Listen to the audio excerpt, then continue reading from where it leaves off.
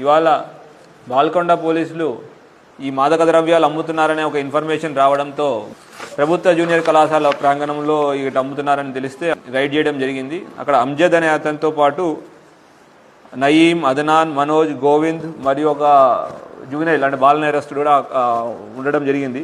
అయితే వాళ్ళ దగ్గర 1.2 kgs ఆఫ్ గాంజా అంటే ఇంటర్మీడియట్ క్వాంటిటీ 30,000 రూపాయలు వాళ్ళ దగ్గర దొరకడం జరిగింది. కాకుండా ఇంకొంతమంది అక్యూజ్లు అబ్స్కాండింగ్లో ఉన్నారు.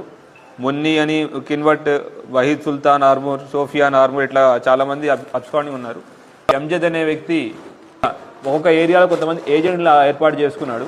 ఇక్కడి నుంచి నాందేడ్లో వెళ్ళి కిన్వట్లో మున్ని అనే వ్యక్తి దగ్గర గాంజా కొన్ని ఇక్కడికి వచ్చి దాన్ని చిన్న చిన్న ప్యాకెట్లు 5 గ్రాముల ప్యాకెట్ల కింద విభజించి ఈ ఏజెంట్ల ద్వారా జనాలకి 400 రూపాయలకి, 500 రూపాయలకి 500 గ్రాముల ప్యాకెట్లు అమ్మడం జరుగుతూ ఉంటుంది.